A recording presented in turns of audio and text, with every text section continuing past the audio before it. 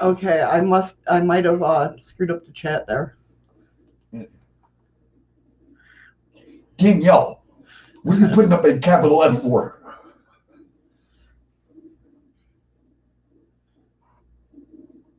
I don't know what she's talking about. I still got YouTube chat going. I'm just seeing, it might have stopped. No, because Freaky just said, hurry back, guys.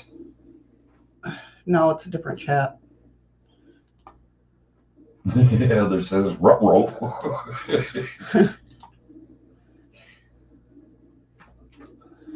Okay, are we back? Hi, Sarah. I see you waving.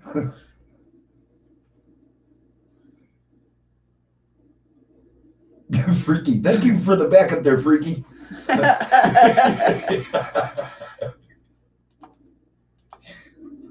Okay. Yeah, I don't know who Wolf is, but I think it's Blind Wolf.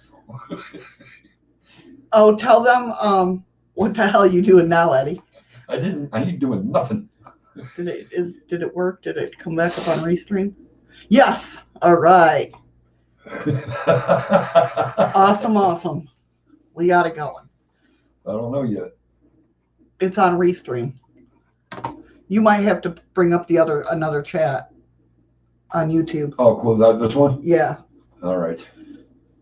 Goodbye. Hello. Oh, what the hell? Obviously, I'm going to have to. I went back and it wasn't even your channel. It said, ha. How is everybody doing? Yes, we're still live here. I think. We should be. Can you all see us? Hey, Mama.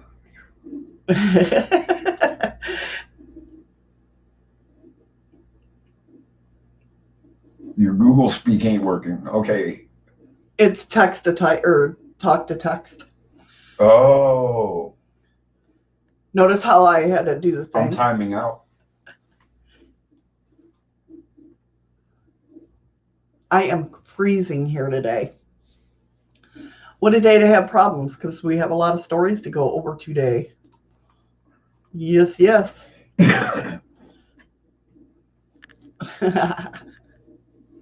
you are, Scott. You can get up and go to the bathroom and come back and not be out of breath. I know, lady. I know. I just didn't know what Google Speak was. Yeah.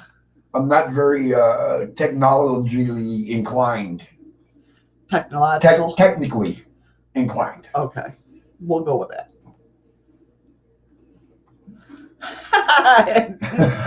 Message held for review.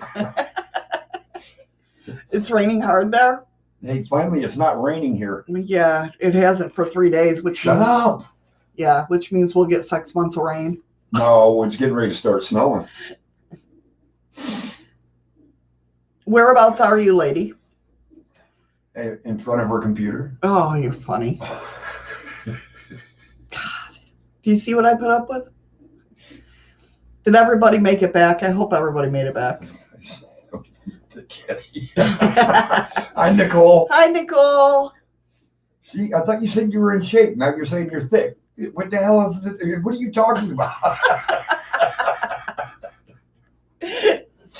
Sorry. Oh, I tell you. I hope everybody's good. Once it rains. What? No, 6 months. She's in Indiana. Indiana?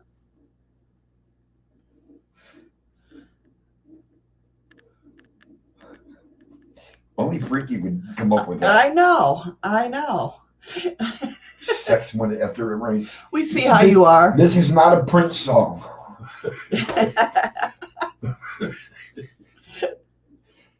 Hey, Andy. Hi, Andy. We missing you. Oh, sorry. I don't know why my mic confuses 6 with 6. Oh, it is only one letter off. And my co-host is going to have the computer ready by tomorrow, right? Hopefully. I got 2 co-hosts, but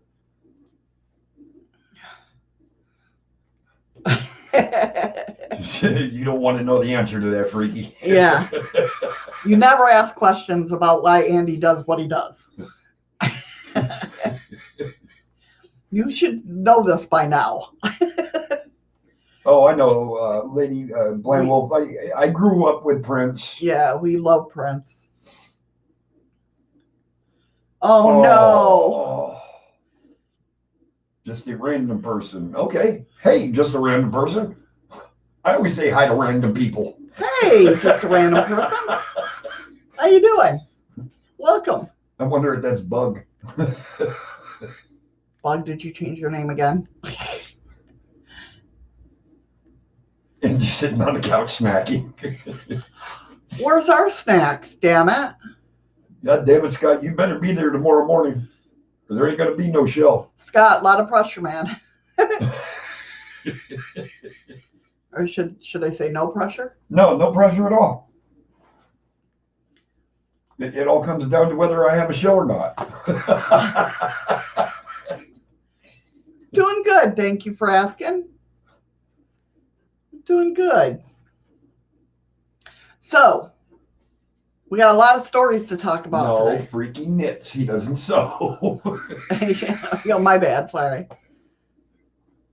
Oh, really? Well, I'll bite him back. Well, night your time, Scott. It's still daytime here.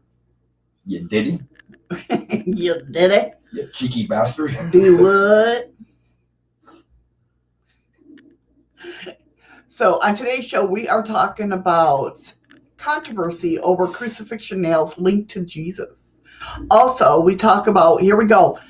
Hey, Val. Hey, TTVP. Oh, I got to tell you, I love that video you did, that Halloween special.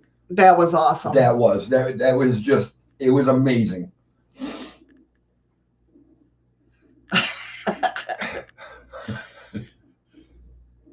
No, not this time, because I'm the one that said I think that might be Bug. Thank you, Nicole, for the ice cream. Freaky. Hello, Vale, you stripping and not stopping? So here we go, starting out with the names, because hey, Nubs. How you doing, Nubs?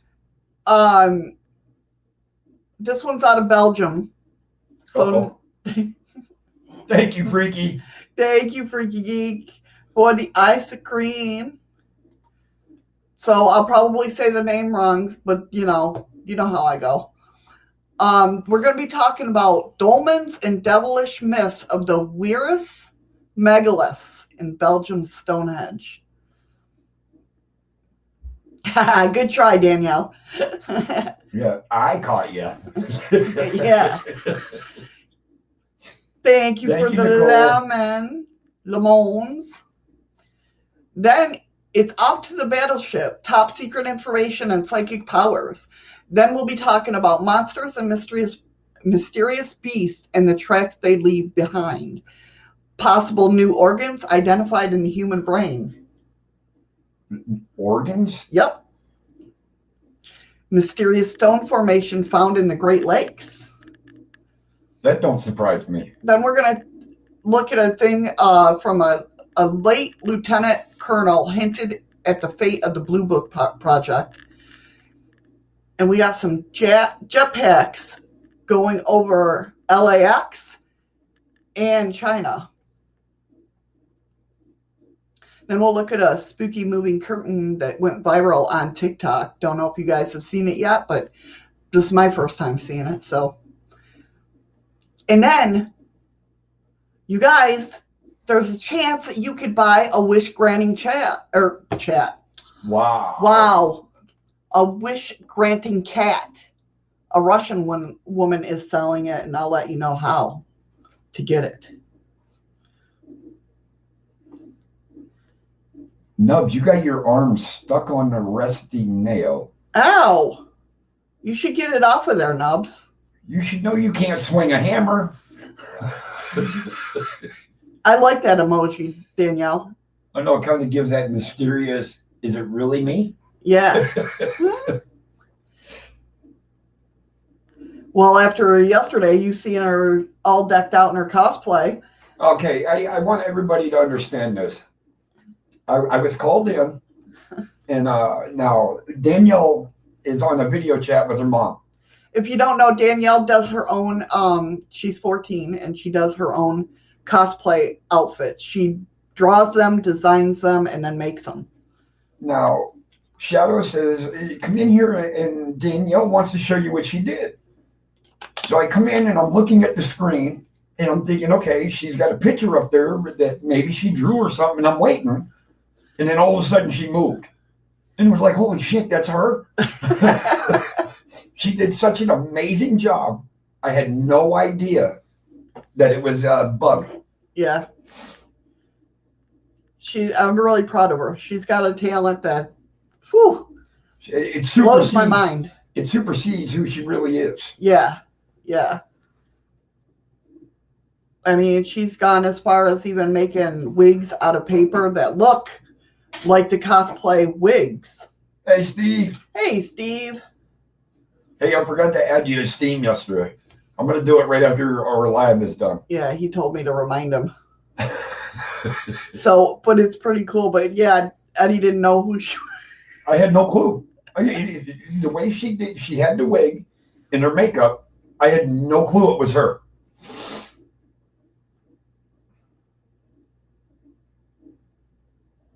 The moon? Oh, the moon emoji?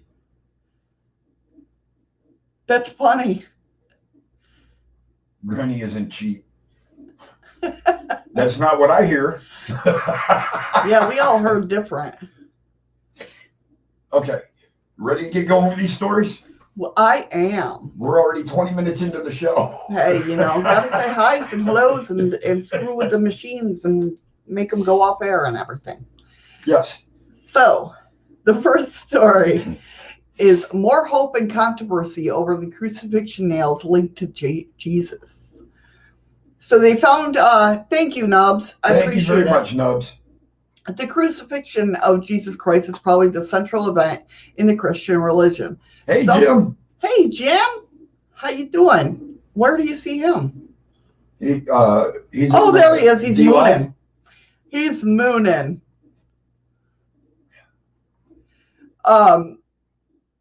Some researchers now believe that they may have found the crucifixion nails that were used in the death of Jesus because of the traces of wood and bone found on them, and because of where they were found.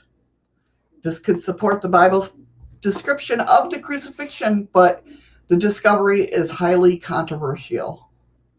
In 1990, archaeologists discovered a cave tomb near Jerusalem in Israel.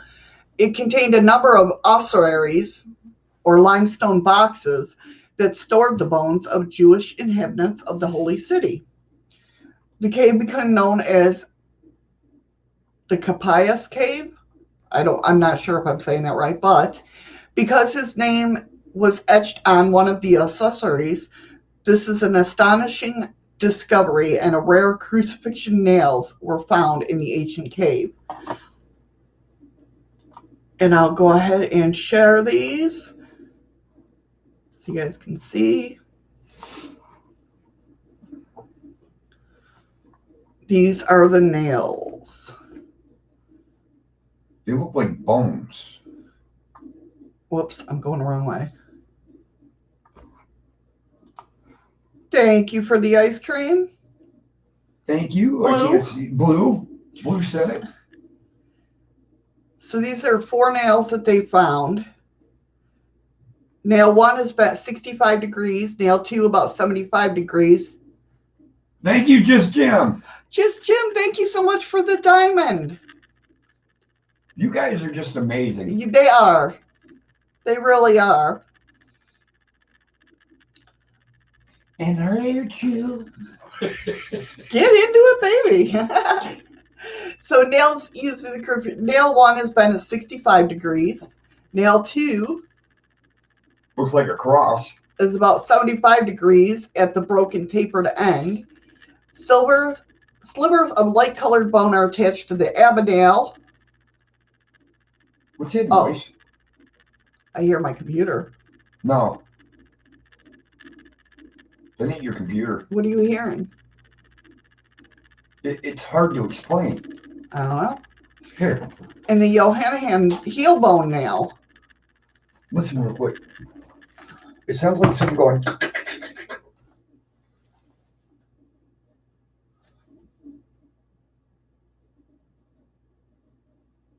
I don't hear anything. Okay. I just did there at the ending, but I mean, it was prominent. I don't know. Hey, Eli. Hey, Eli. So those are the bones. Or the nails. The nails. Well, no, that's a bone. That's a heel bone, apparently. That's gross. So Freaky heard it too. Yeah, I know. That's how it goes, Freaky. It stops when I hear. But as soon as Jim said who was it? Somebody was listening in. As soon as he said it, it stopped. But it did. It sounded like a. That's weird. That's Okay. very weird. It's coming from the atmosphere because I can't. You can hear the echo. But it had nothing to do with us talking. No, I know, but I'm just saying I can't hear. All I can hear is what's on my screen. Right. Kind of close to crickets. That's weird. Huh. NSA. Yeah, probably, Jim.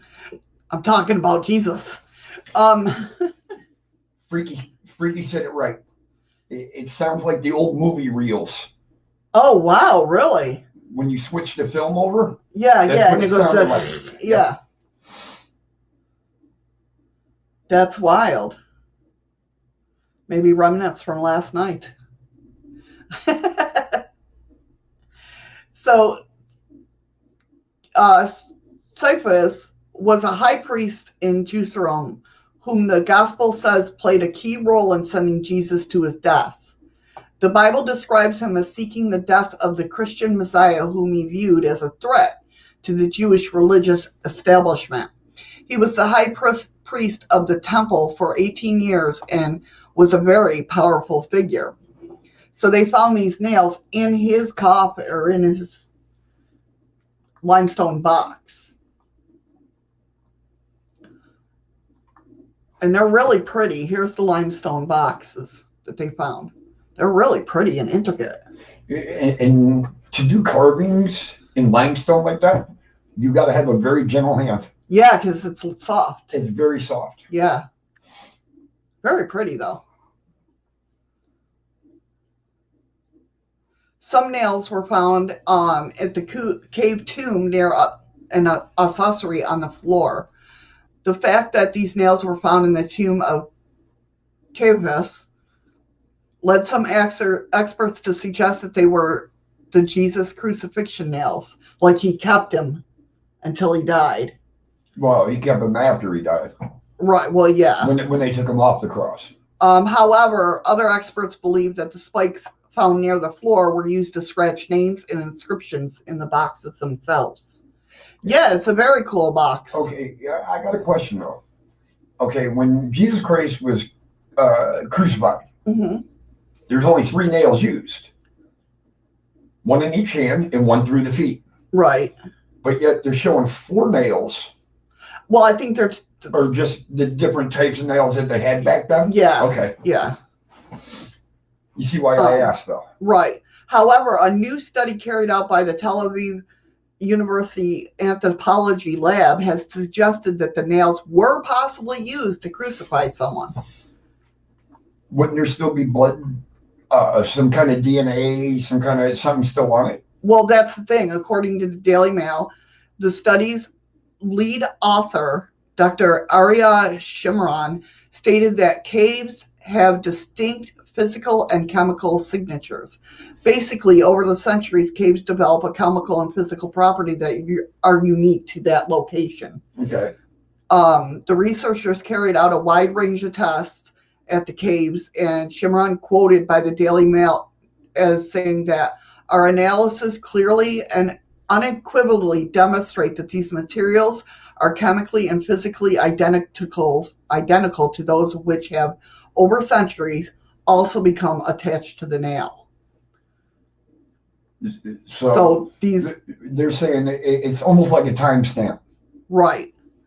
And they can pretty much judge an area of where it came from. Right, right. Okay. Crucifixion nails with traces of wood and bone. Also found with the nails are some fragments of wood. The study author is quoted by the Sun as saying it's well preserved and entirely petrified. The wood is therefore ancient and is not a chance or man-made fake attachment to the nail. So could it have been the blood that was on the wood that made it petrified? Because there's no, I mean, you've heard of the petrified forest. Right. Can anybody explain how these trees became indestructible? Oh. Okay. Also found on the nails was evidence of microscopic bone fragments. The nail shape meant that they could have been used to nail a man's hand to a wooden beam. Yes, Nicole, they only used 3 nails to crucify Christ. And after he was stabbed with the spear, they would dab him, I think it was with vinegar, to keep cleaning the wound. I don't know. That I don't know. Well, I believe, he said, okay. I believe that the scientific evidence that the nails were used to crucify somebody is indeed powerful, which it is, definitely. Some people believe that the nails could have been used to crucify Jesus. The metal spikes that were used in the crucifixion of Jesus would have been considered holy and have miraculous healing powers. And according to Jacob Witzy's documentary, the nails may have been kept by a remorseful Caspius. This means Caspius may have been buried with them. Now, is he the one? He's the one that was very powerful and wanted. Well, no, the guy that when Jesus had troubles walking the streets, when he kept collapsing, Mm-hmm. and the one guy kept wanting to help Jesus, they made him go out there and help Jesus carry the cross. What was that? His name? No, the one that felt remorseful. I know, because he's the one that wanted Jesus dead. He wanted him crucified. Okay, no, all right. So it wasn't this guy, because this guy was so sad that it was happening. Yeah, no. Yes, I do know a little bit about the Bible and that. So sorry, guys. Oh, that could be Freaky Geek. The sap in them changed, maybe? It have to be a chemical reaction to make the sap change. Welcome back, Eli. Welcome back, Eli. It's a chemical imbalance to make the sap change. Right. This is the discovery of the nails after they had been lost at some unknown location means that someone sent them to a scientific lab to be authenticated. One former IAA official, Joe Zayas, told Harrods that eventually during their transfer, the note regarding their provenance was misplaced. This led to some people to make up a story that they were found in the tomb of the Capias. The only evidence we have is that they were used to crucify Jesus of the Gospels is that they were found in the tomb of Capias. He refused to speculate if they were used in the death of the Christian Messiah.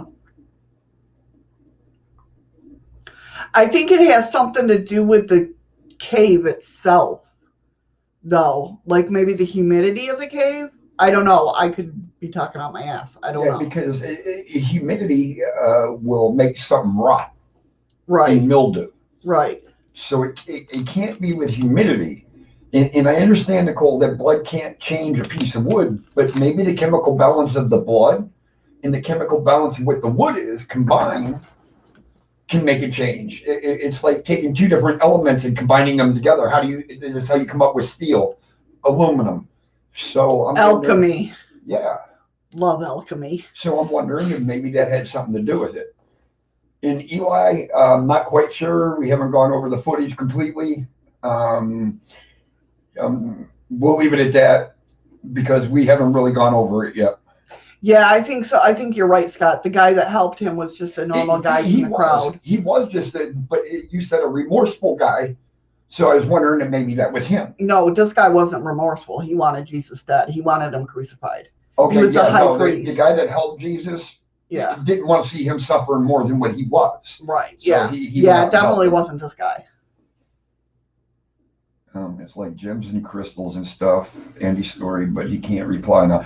And Andy's right, though. It takes more than one element from the periodic table to create a substance. Does Andy have the Sorcerer's Stone?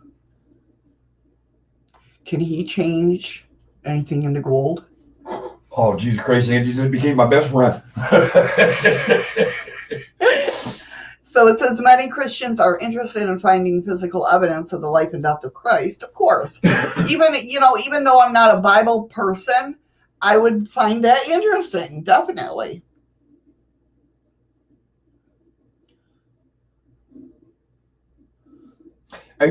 No, the man that helped Jesus carry the cross, I don't think he was a tax man. I think he was just actually a town folk. I don't know. I'm not. I don't. The reason why I'm saying that is because all the tax men hated Jesus. Because Right. Jesus is the one that flipped their tables and got mad that they were collecting tax. And that's why they got, that's why he got crucified.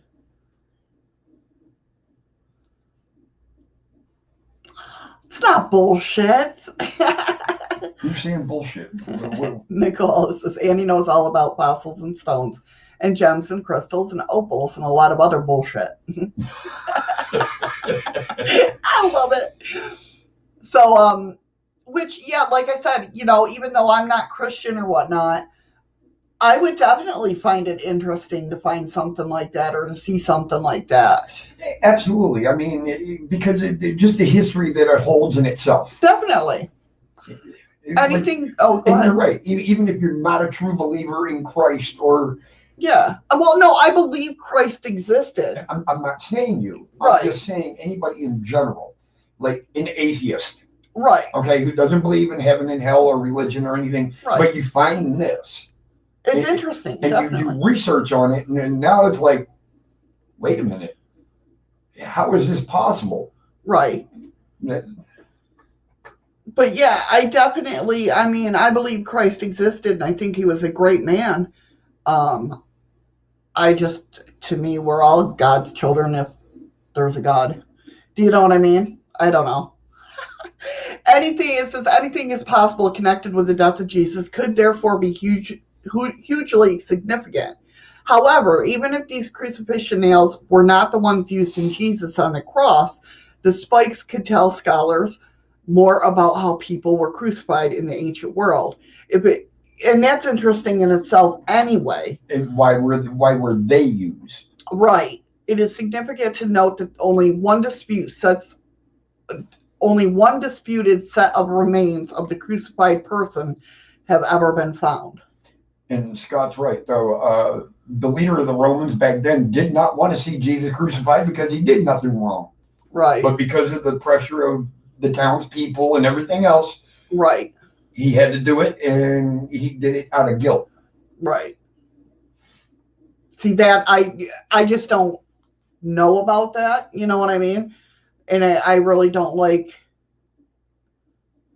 Right, there's lots of crucifixes. Yeah, and if that's the case, well, I'm sure they're probably buried in the land somewhere. What's that? The crosses? Just the nails and everything like that. Oh, I'm sure there are. Yeah, they haven't been discovered, but there's only one set of nails have ever been found. And they're trying to link it back to them are the ones used on Jesus Christ. Right, but even when Jesus was crucified, wasn't there 2 other people? Yes. 3 other people? 2 other people. Crucified with him. And the one person, I think was a murderer or a rapist. And Jesus said, believe in me and you will go to heaven. And that's when he said, Jesus, save me. Right. Forgive me of my sins.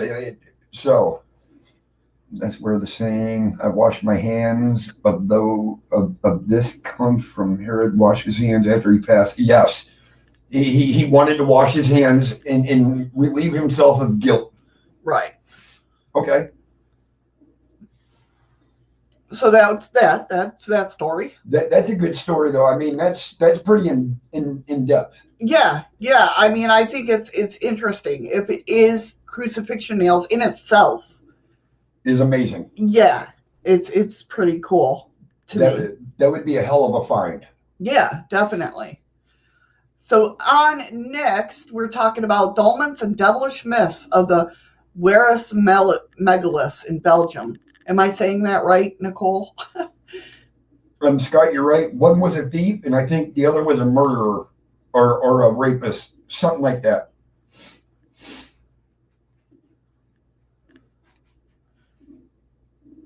That's why they say the blood lies on your hands. See, now, like we say, well, at least me, when I say I wash my hands of it, it's kind of like I'm done. I'm done. And that's what his purpose was. Right. But then that's not why when let's say we're friends with somebody else. Yeah. That does something wrong, and then they somebody else looks at you and says their blood's on your hands. Right. Yeah. Yeah. You're guilty of association. Right. So, chocolate, waffles, mannequin piss. I don't know what that is, but are you trying to say Pez? It's PIS. I don't know. Nicole? I know. I keep finding it so weird, Nicole, because I keep finding these articles that never showed up before. You're right, Freaky. That's exactly what it was. The blood is on your hands. That's guilty by association. And the defeat of Napoleon are among the many things Belgium is famous for. But it also has prehistoric remains, such as the Wéris Megaliths. Maniki? Peace. Oh, okay, a statue in Brussels. Very cool. And see, this is why I like that they come up, though, because I like knowing the history and knowing what, at least somebody knows about what I'm talking about. Yeah, because we have no clue. She can do all the research in the world, and we're still like, hopefully Scott or Nicole or somebody's going to be there. Exactly. Wéris Megaliths situated in Wallonia? Did I say that right? Oh my God, is that really what it's about, Nicole? Oh my God. So it is piss. That's something Eddie would do. Oh, I hope I'm the garbage can. Statue of Eddie? All right, go ahead, honey. I'm sorry. That's okay. The megalith and other standing stones of Wéris date back to 3000 BC. This is known as the Chalcolithic Age. It's regarded as part of the Neolithic or Late Stone Age, but some copper was also used at this time. That's rude now that Scott, he said this is your time. No, he's talking about Nicole. Yeah, I know. That's true. He has different clothing as well. I'm sure he does. It's probably piss stained. The probable builders of the stone structures were part of but I can understand them having a statue because what else can you, you don't know what else to use to put out the fire if there's no water around. That's like the Medal of Honor. He tried. Yeah. That's like the Medal of Honor for him. Yeah, he tried. At least he stood up and tried to do something. He didn't have a big enough bladder. Yeah, see. If that would have been me. Yeah, I know. If that would have been you, it would have been all right. So these structures were part of the Scene Ois Marne or SOM culture, a prehistoric society that emerged in what's now known as southern Belgium and northern France. They were identified as a separate and unique culture based on their pottery, but it seems that they had an extensive link with other cultures. This is apparently in the design of the various monuments, such as those at Wéris, which is similar to examples found in Brittany and France. However, they also have definitive local characteristics. Oh, okay. Well, I hope you never do see him personally, Nicole, because... I think she means the statue, babe. Oh. I know, Scott. If you see him personally, the megaliths known as dolmens were likely used for elite burials and probably also for ceremonies involving ancestral worshippers. Several individuals may have been buried together in these structures. Although only 2 dolmens have survived in the area, it is believed that there was once many more. Many of the stones used at for the Signomes, the so-called Belgium Stonehenge, came from the quarry in the Wéris region. Lila. That's pretty cool, Nicole. Nicole says, Manikin Piss has been a public fountain, a mascot, and the hero of many incredible tales. He has received gifts from lords and kings. Apparently that's from the statue's name. The Devil's Rest before returning home at dawn. The statue's name quite literally means peeing little man or peeing boy. Oh, wow. That's awesome. For real.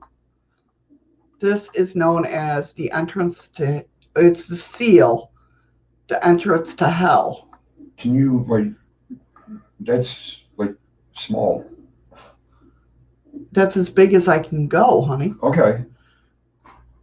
Yeah, and if you look at that rock, though, it looks like a face of somebody gardening it. It kind of does. Like, the nose here, the eye, the mouth, and then shoulders. It looks like it's being guarded. And that's so funny because we were just talking about that today, and you brought up Easter Island and how it's weird. And then there's this one at the top. Nicole says that's in Wéris, Stonehenge. Went there lots of energy. Really? And I believe this is like a burial tomb. That's what it looks like. So let me get back down here. It is not known when the megaliths were abandoned, but there are many local myths about these, as well as other unusual stories in the area. They are often referred to as the stones of the ancients, and one of the stones, known as Le Pierre is regarded as the seal that closes the hole to hell, to stop the devil pushing the stone away and escaping to wreak havoc on a local population. They paint the stone white, the color of purity, at each autumn equinox, which that's pretty interesting. Nicole says not necessarily burial tomb, but more for rituals. Oh, okay. She's got 2 shards of that stone. That's awesome. That is awesome. So should the devil escape, there's a place for him to rest in the forest after a long night of tiring antics. According to local folklore, Lilette du Diable, I'm sorry if I'm butchering Belgium speak, or devil's bed is where the devil sleeps until the dawn when he returns home. Pagan rituals are very cool. I don't know if you can see the chat. Yeah, I can. Oh, okay. Well, then I'll stop repeating. No, it's good. The megaliths consist of 3 prehistoric monuments and stones which once belonged to other structures. They follow the natural landscape and are aligned with notable landmarks and with each other, and once were part of a ceremonial landscape. Unlike other monuments, these structures were not aligned with the sun and stars.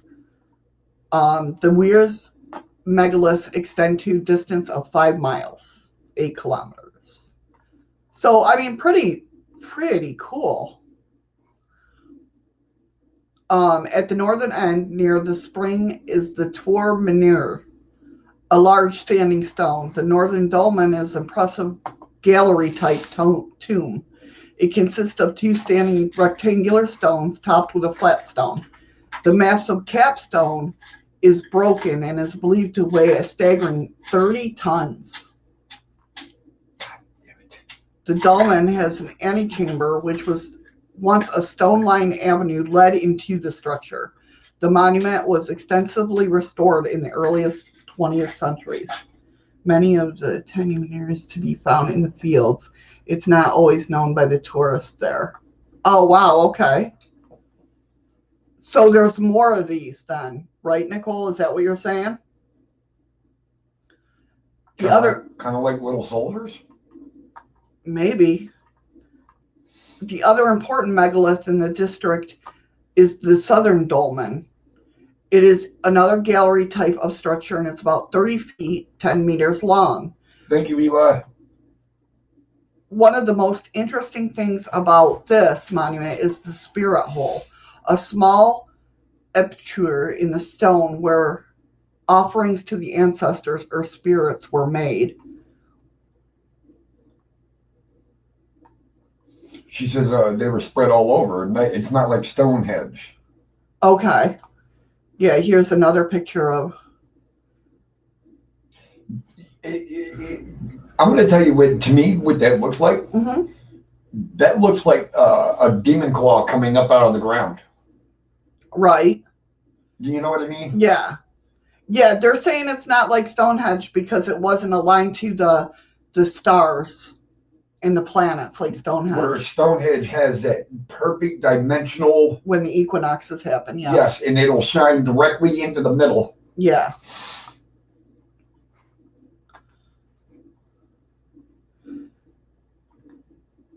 So that's pretty cool. That's what I have for that. And it says you can go there and you can visit on foot, or many prefer by bicycle. There are several trails through beautifully scenery leading to the monuments.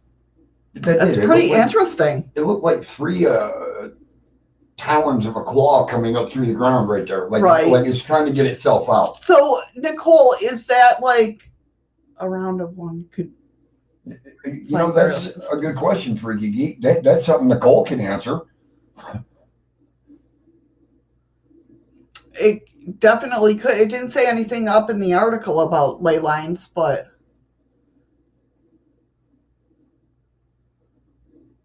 Right. I got you, Nicole. And that's what I was saying, Freaky. It looked like the talons of a claw or something sticking up through the ground. I wonder if that's what they're talking about, the devil and everything. And he's trapped. Right. Another good story. Yeah, I thought it was pretty interesting. It's funny how I've never done Belgium stories before, but now that Nicole's been in the room, like synchronicities. I'm telling you, there's something there with synchronicities. Yeah, that's just not coincidence. No, and it's not like I'm going to look for them. What's the top stories in Belgium? It pops up. They pop up. Especially with Freaky News Friday, because I try to let it go as far as I can. Like I did these stories this morning. Okay. She says more pagan rituals done there. So yes, maybe reference Devil's Claw. Oh, yeah, I can understand that if you are there, but lots of stones are gone, so they can't check. Yeah. Really cool, though. Very interesting. And it is. And she's saying a lot of the little, what the hell were they called? Heinzmen or whatever the hell. They were like, I guess, like little soldiers. Hi, Mama Kitten. Hey, Mama Kitten. Well, thank you, Nicole. At least I got that right. What's up, Paranormal Chapel? Hey, Chapel. How are you? So we've talked about the next story I have is about battleships, top secret information, and psychic powers. We've talked about this person before, and once I show you the pictures, you'll understand, or at least if you were here that day, remember me talking about her. So it goes on to say about history is full of mysterious people who, for whatever reasons, have made their enigmatic mark. One category of such individuals is seers and psychics of the world who have long been attributed with amazing powers, a precognition, Jesus, and the ability to glean secret knowledge from thin air. So, in its day, the colossal British Royal Navy Queen Elizabeth class battleship HMS Barham was considered to be one of the largest and most formidable warships in the world. On the battle-lashed seas, let's try that again. On the battle-lashed seas of World War I, the ship had proven her mettle in such engagements as with the Battle of Jutland and played an important role in World War II as well, still ready for battle despite by the time being rather obsolete. Is that the one they nicknamed the Iron Horse? Could be, I'm not sure. The ship was very active in the Mediterranean, going into battle during the Battle of Dakar in the mid-40s and the Battle of Cape Matapan in March of 1941, during which it sank an Italian cruiser and destroyer, and the battleship has a big part to play in the evacuation of Crete. During its years of service, the HSM Barham managed to somehow avoid destruction at the hands of enemy on several occasions, but this luck was destined to run out. I'm sorry, I said they're not Iron Horse. Jesus Christ. Ironside? I don't know, but here's a picture of him. Jesus, what the frick? That's a battleship. Old Ironsides, I think is what it was called. That was the nickname given to it. Right. Because it survived 2 battles. But I think it was Old Ironside. Okay. That was a damn big boat. It's not a boat, that's a ship. Well, yeah. And them gun turrets, did you see them? Yeah. When just one shoots, hold on, because that whole ship is going to rock. Oh, damn. I knew somebody was going to say that. You sunk my battleship? No. What? I knew somebody was going to say that because the others. Eli. No, Jim said it. Battleship. What battleship? I just said that. Because the other picture on the side. Yeah. And Eli said it just before Jim did. I knew if Andy was in here, he would have said it first. I'm sure. Oh, it was the USS Constitution? Okay. Okay. So on the afternoon of November 25th, 1941, HSM Barham was with a fleet of 12 other ships from the Royal Navy's Mediterranean Fleet. They were patrolling Egyptian waters on a mission to provide fire support for the 7th and 15th Crusader squadrons, and their mission was to hunt down Italian warships, as well as to protect friendly vessels en route to North Africa. On this day, things had been very quiet, and the lack of enemy action and the calm seas were enough to conspire to lull the crew of 1,350 to lapse into a sense of compliancy. What they did not suspect was that there was a German submarine, U-331, had picked up their scent and was closing in. Despite the fact that there was a heavy destroyer screen on the lookout for the subs around the fleet, through a combination of luck, skill, and error in the part of the British destroyers that caused them to fail to recognize the threat. The U-boat was, I don't know if it was a U-boat, but U-331, I see U and I think U-boat. That's usually what it means. Yeah, was able to weave through the defense screen to plant 3 of its 4 fire torpedoes directly into the HMS Barham, which immediately listed to the side. The scene on the Barham was one of complete chaos, smoke spewing into the air and fire spreading rapidly through it as it continued to roll to the side like a wounded beast. At this point, there was a good chance that most of the crew could be saved, but it was no one's lucky day this afternoon. The flames managed to reach the ship's ammunition magazines, which resulted in a catastrophic explosion that sent the vessel into the cold sea and ended with the deaths of 862 British sailors. Only 400 of the crew would survive. Jim and Eli, y'all need to stop watching the feed with your penis. And it was a vicious slap to the face of the Royal Navy. So where do you think this is going? Okay. As the war was going on there was a movement back in the background beyond all of the death and fighting, and this was the spiritualist movement. The late 19th and early 20th centuries were a time of great interest in the idea of contacting the spirits of the dead through seances and mediumship. And with the war claiming so many lives, some were desperate to reach out to the other side to make contact with their lost loved ones. Spirit mediums and psychics were all the rage back then, and it seemingly on every street corner a seance was being held.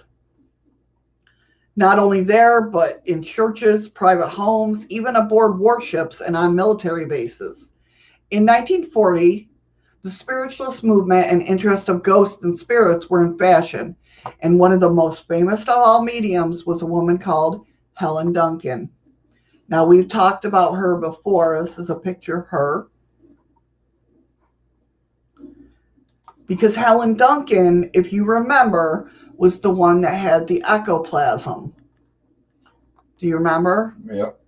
Here's one of those famous pictures now of ectoplasm coming out of her mouth.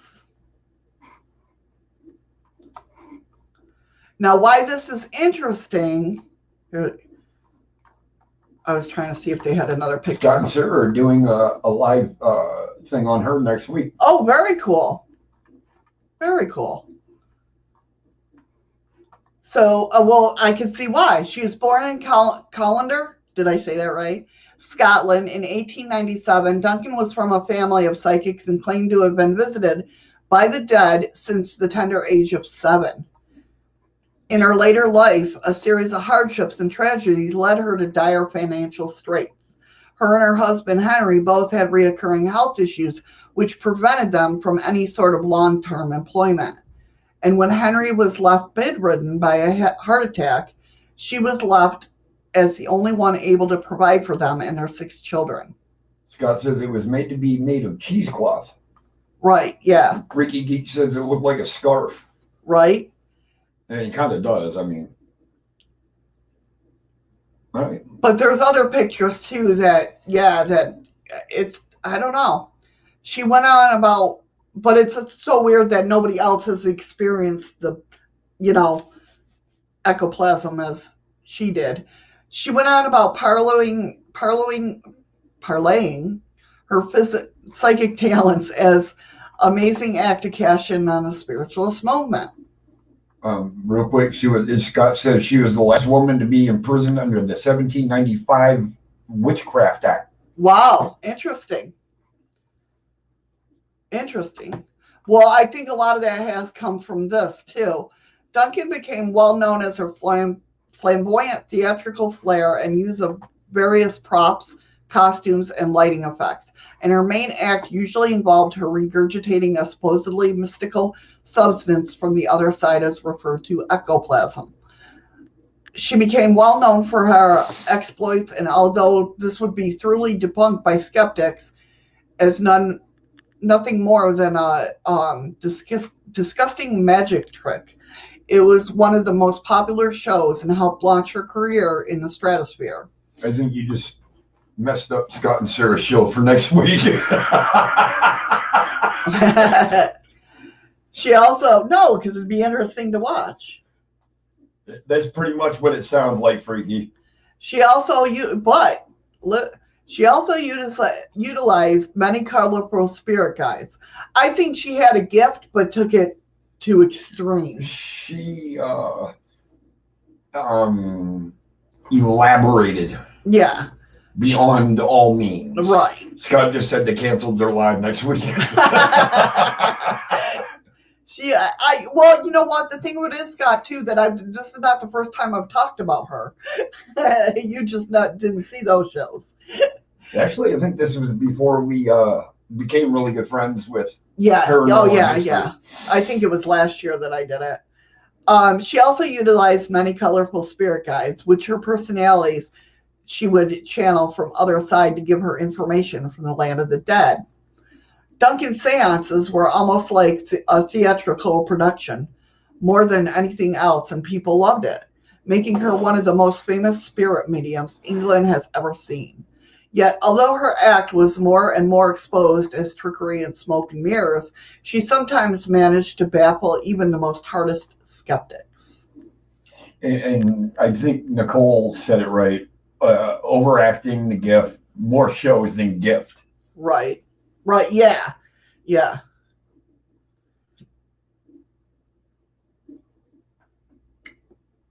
No, I think it was her, Freaky. That's the feel I get from it. It was all her, like not somebody um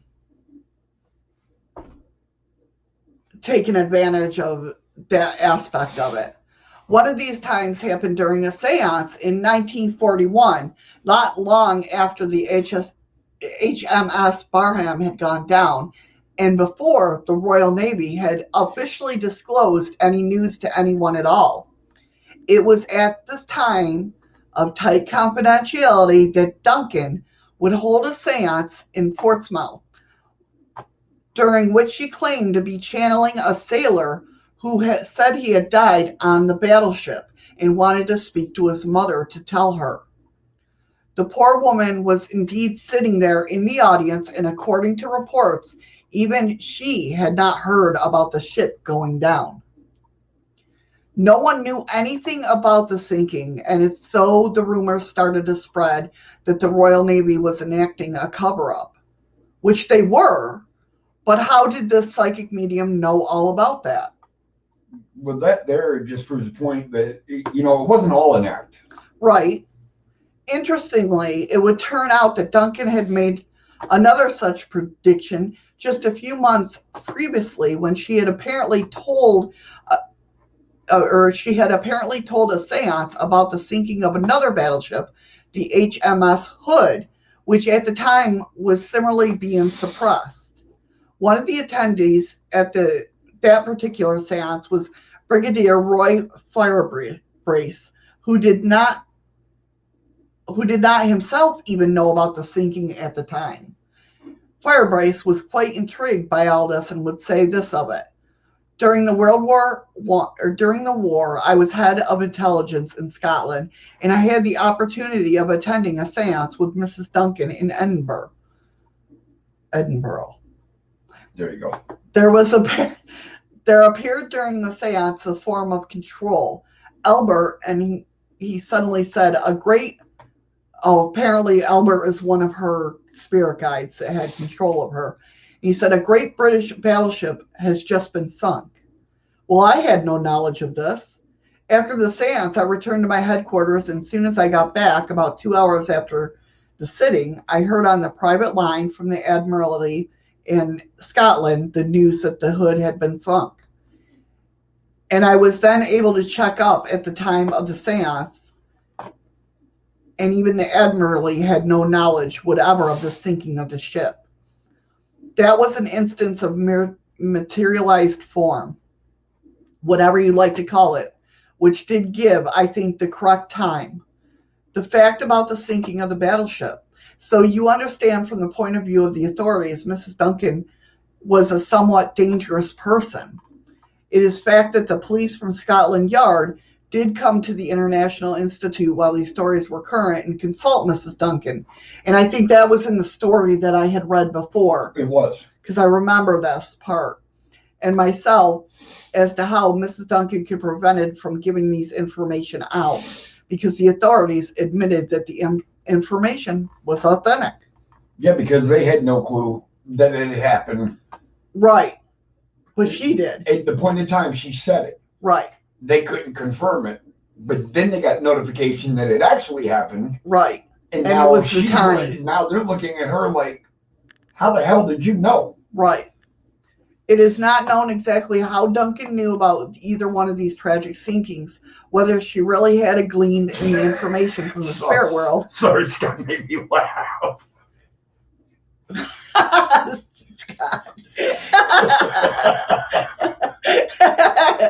Or had somehow heard of it from someone who somehow, see, that's why you got to send me messages and tell me that, hey, don't talk about this because this is what we're doing. And I just sent him, I was just sending him messages. And I told him, I said,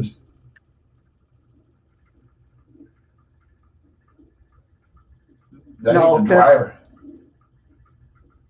That's got to be them doing something, because that ain't an earthquake.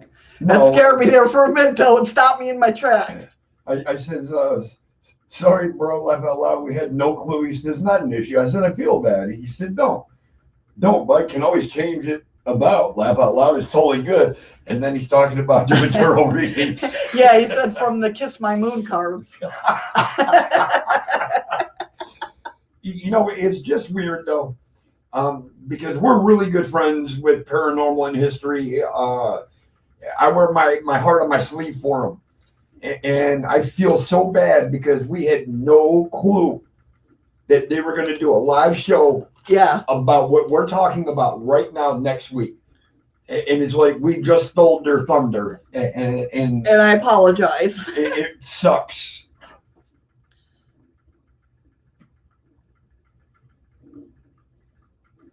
I don't know what they're doing out there, but it's... Are they jackhammering? You ain't going to feel a jackhammer up here. Not unless they're in the lobby. It's kind of freaking me out a little bit. Yeah, because this isn't... this is not normal. Hold on. Like, is the building going to fall down?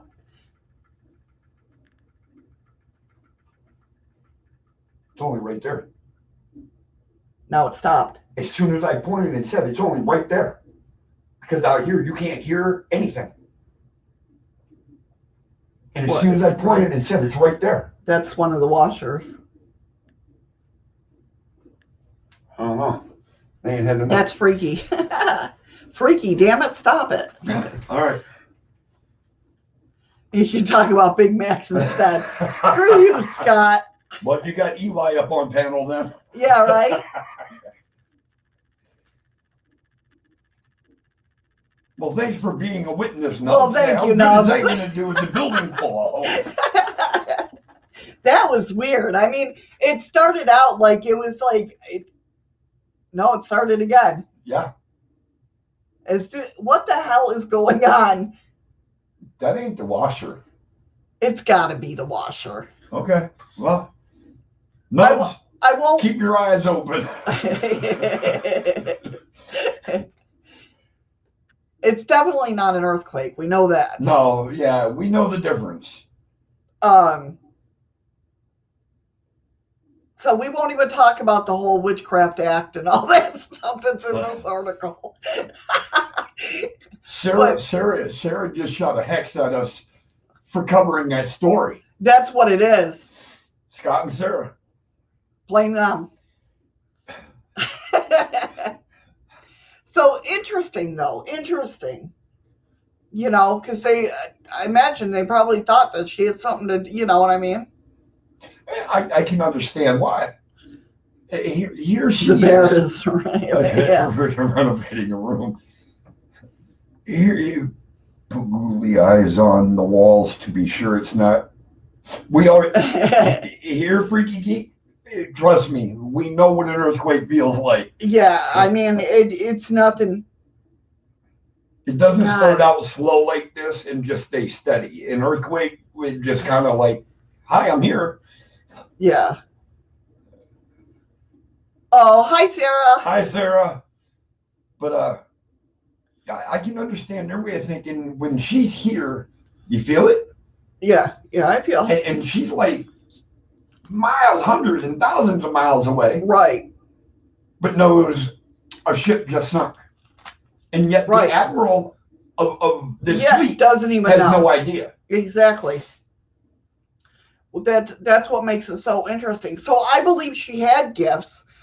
She just, I mean, when you're a mom of 6 kids, I mean, hell, when I'm a mom of 3 kids. Trying to make a living. Yeah, trying to make a living in that.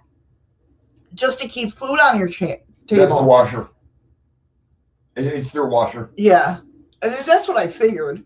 You know, when you sit there and try, you do what you got to do to get it done, you know? And I think she was gifted. She just over elaborated. Yeah, exploited it a lot. Not exploited it, but just made it a theater. Exaggerated it. Yeah, made a production out of it. Which back in the day, why wouldn't you? I mean, it was all that storm to go to seances and that. That's when they were making the good money. Exactly. tarot readings, fortune tellers. Yeah. That was the time and the era. Seances were huge Yeah. back then. So you can't blame the woman.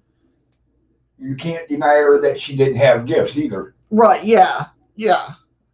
I don't know about the ectoplasm. She was the only one that I've ever heard of, I think. That. Like even Scott just said, though, he said that they said it was made of cheesecloth. Yeah, yeah. But that, again, is, when I hear about debunking like that, I guess because I haven't debunked it, I don't know, maybe that's just how the way I look at it. Well, wouldn't ectoplasm be like a greenish color? Well, remember. Oh, it's black and white. When we talked about this before, about the ectoplasm more than what was going on behind the scenes and stuff,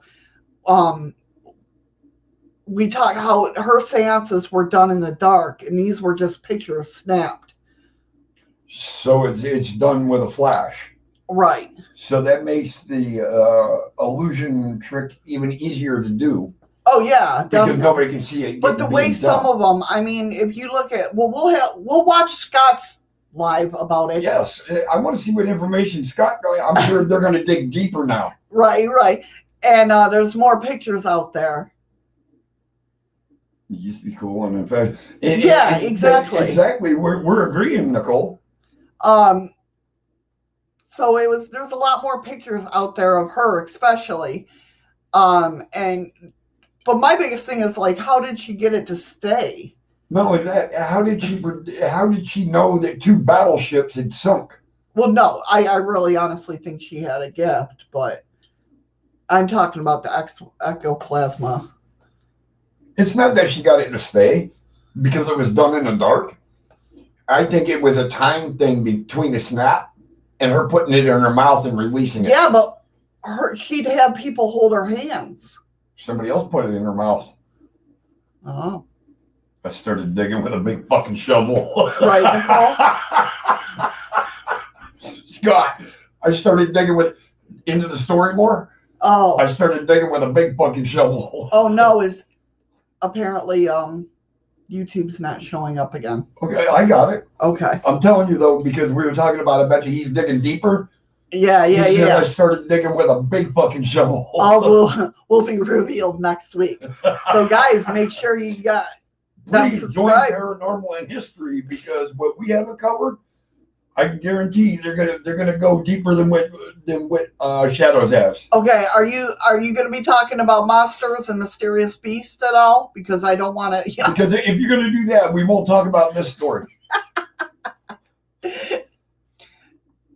So, we all know over the decades, numerous people have reported seeing tracks of Bigfoot creatures. Okay. And of course, over much of the United States. In fact, though that the hairy giants aren't the only ones to have left tracks and markings behind, as we will see right now. How about the Loch Ness Monster? Well, let's take a look. In August 4th, 2020, an article titled Loch Ness Trip. Let's try this again. Loch Ness Trip Report, July 2020. Nessie expert Roland Watson said there's possible evidence of one of these monsters having left the deep waters and made its way onto land. Briefly. After tea in Fort William, we got back to Loch Ness around 7 p.m. and I did my usual walk around the Foyers Beach. However, as I turned to walk along the river, I was arrested by an unusual sight. A large area of flattened reeds right beside the river. Some obvious thoughts did go through it. Some obvious thoughts did go through my mind, but is this from, yeah, it's mysterious. Sorry guys, I'm trying to weave through what they're trying to say. But I first had to evaluate the situation and go through all the possibilities. Roland continued that it was tempting to conclude some massive weight had dropped on his vegetation and crushed them. They were horizontal with stalks bent just above the soil. I wonder if there's a picture. Let us see.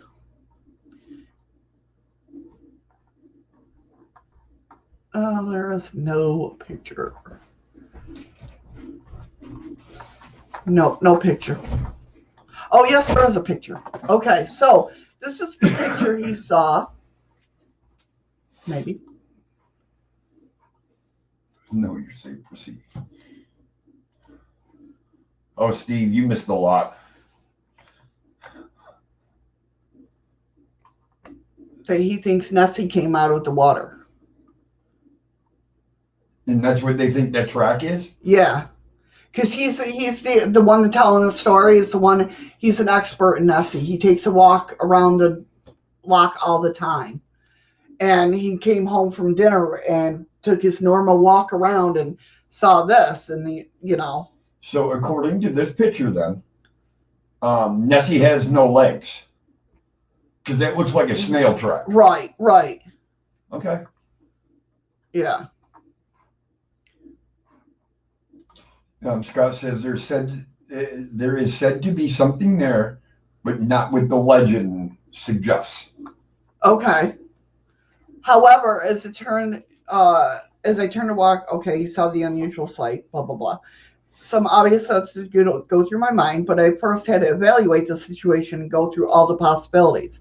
It was tempting to conclude that some massive weight had been dropped on this vegetation and crushed them. They were horizontal with the stalks bent just above the soil. Certainly, there was actually quite a few reports of Nessies having been seen on land. Maybe this was yet another example. Now let's take a look at a different beast. We're talking like a drag mark, yes. Granny after her swim. That was her kids dragging behind her. Oh, is that what it was? Well, case closed on that one. A startling encounter with a large flying creature. I thought you had another picture. Far bigger. Yeah, hold on. Okay. Far bigger than anything officially known to exist today occurred in the piney woods of East Texas in the late 1964. The source of the story chose to remain anonymous, which is understandable. It's not everyone wants the world to know that you've been confronted by a mysterious bird. Or nobody wants you to be spotted as a liar. Right. That's okay. True too. But I mean, No, I'm agreeing with you. Right. No, I know. Nevertheless, it's a story that was studied carefully by cryptozoologist Ken Gerhard, which anybody that knows me knows that I love that man. We've watched a lot of documentaries with him in it. Yep. Yes, Eli, it's a cold cola. Ken was told by the witness, and Ken is very particular when it comes. He's not one of the cryptozoologists that believes everything is real. That's what I like about him. He goes in there as, yeah. Ken was told by the witness that he had seen and he's a Libra. Well, that just made me believe him a little less. No. That's so wrong. A positively huge bird from the south to the north. That's what the witness had seen. It was approximately flying at a height of 150 feet, and I was able to observe its flight for a total of 1 minute or so before it disappeared into the cloud bank. Notably, as Ken states, on my first Bigfoot expedition there in September of 2002, I discovered an unusual large three-toed rat, which I made a plaster cast of. All those who studied the cast agree that the track seemed to have a bird-like quality. After one expert proclaimed the track was to be from an escaped emu, the tall, flightless relative of the ostrich, I discarded the cast, and in retrospect, I wish I had kept it. Well, number one, an emu has more than three front prongs. It's got four.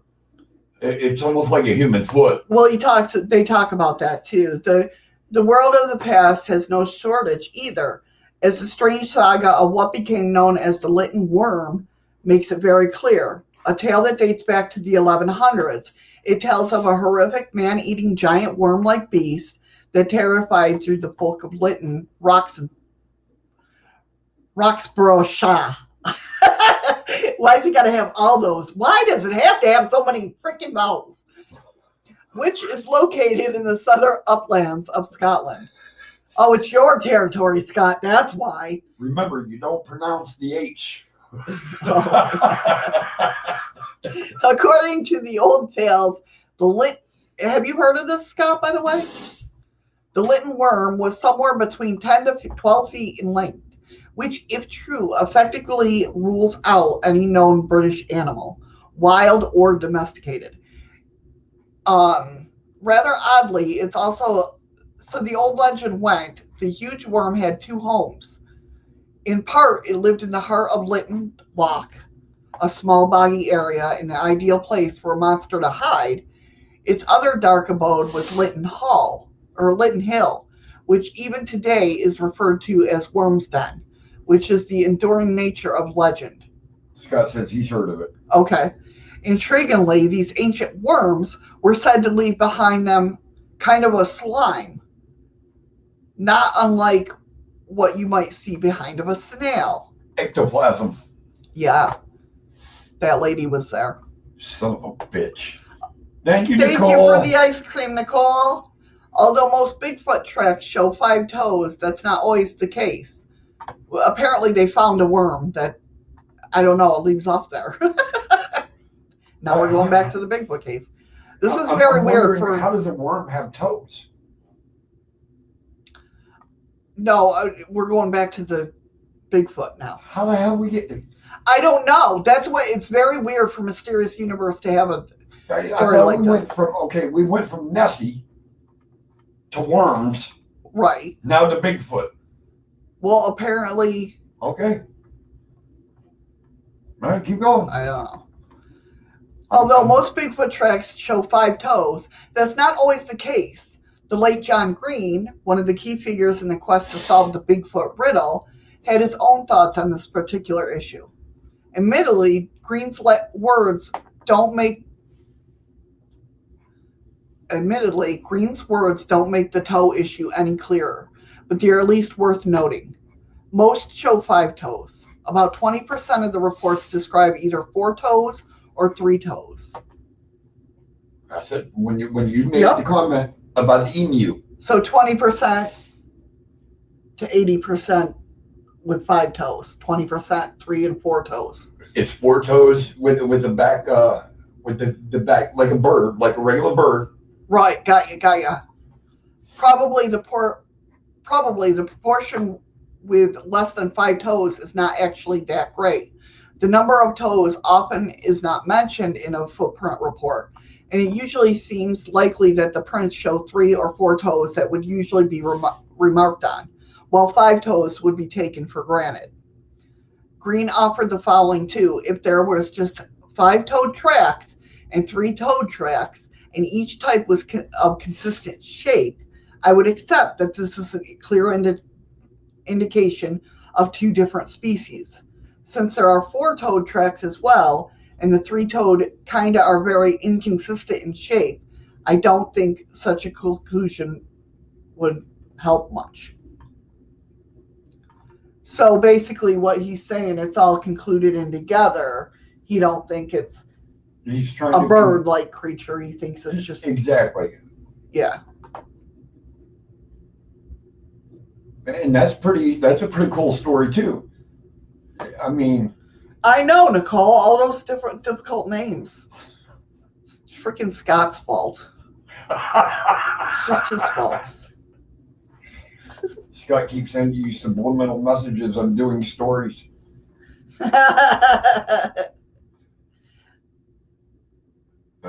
Wow. D-Live is like, I don't know which one's behind, YouTube or D-Live. YouTube's not showing up. It ain't now. It was. Next story. Oh, there's a lot of stories today. Yeah, well, hopefully this one's in America, so I know the name. Well, no, I can't say that. That is not very nice, Nicole. That's right. I agree with Nicole. I think she's 100% right. YouTube stop. I don't have chat on YouTube. Did we? Oh my God. Lordy be. I can't. I don't know if anybody else has typed anything or not. Is anybody in YouTube?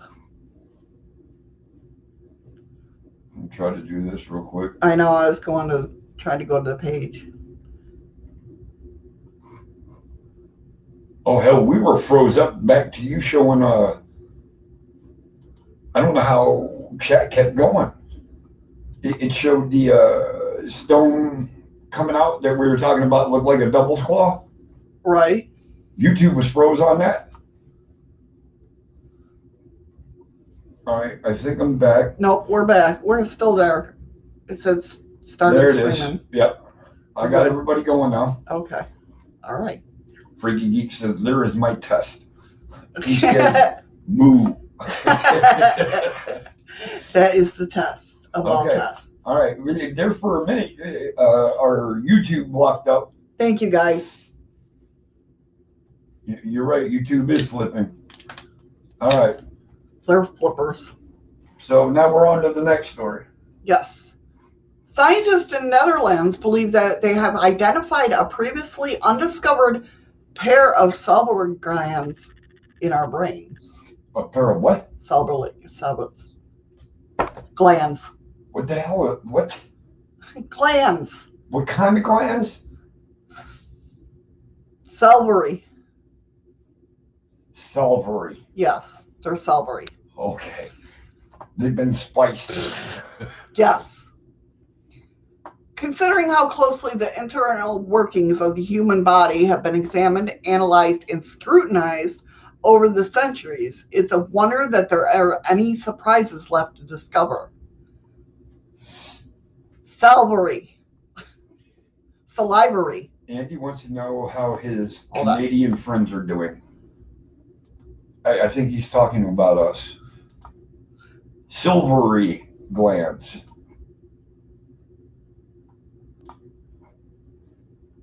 Salivary. What he said. Salivary. I had to see it to understand what you were saying. Now I got it. You got it? Yep. Okay. And salivary is like makes you drool and shit. Isn't that Salvatore? It's still saliva? Okay, it comes from that kind of gland. Okay. Despite this, however, it seems that there is a mysterious set of organs inside our heads that, until now, at least had remained totally undiscovered by science. You're welcome. I tried, Scott, but he kept going on with it. Shut up. Scott, just worry about your own fucking... Yeah, spit. Spit glands. There we go. Spit glands. No.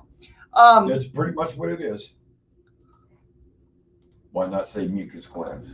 Okay, because it's not a mucus gland. Well, yeah, relating to or secreting saliva. That's not mucus. Mucus is Yeah, that's true. Okay, according to the study, co-author Dr. Matthias Velstar and his colleagues, these two new glands can be found in the nook where the navel cavity intersects with the throat. They're in the nook. Hold on.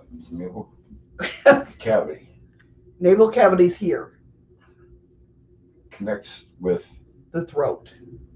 That's where the boxing bag is. Yes, and your tonsils. Well, I don't have any. Me neither. But that, okay. Thank you for the follow.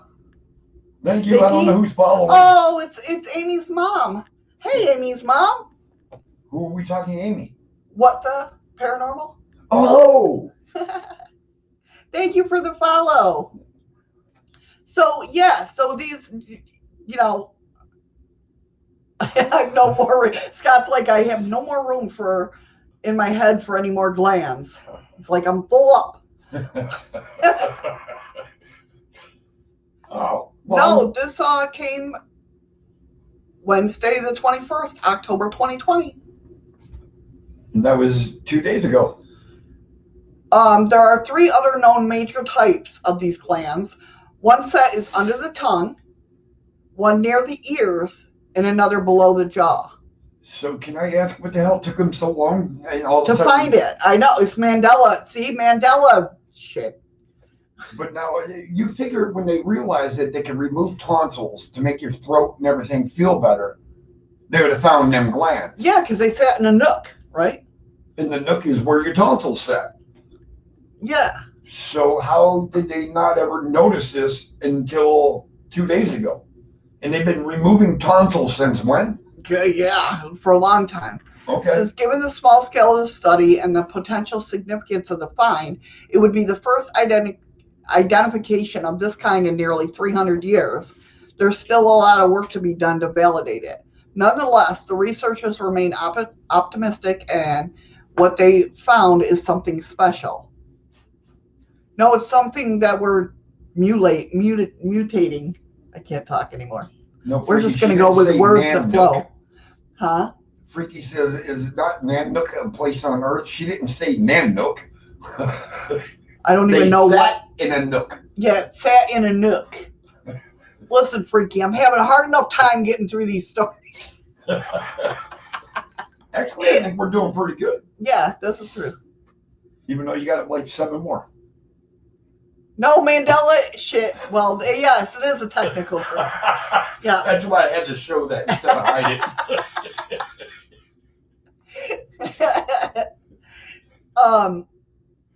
So 300 years. Nonetheless, researchers remain optimistic.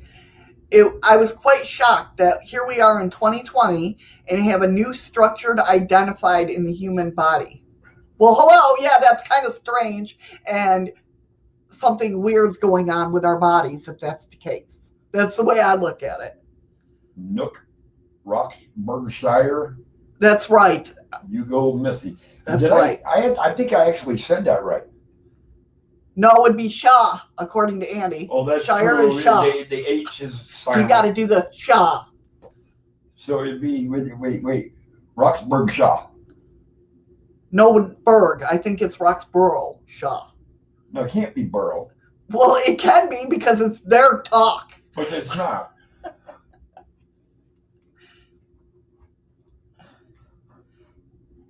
All right, go on. That's right. That's right, Steve.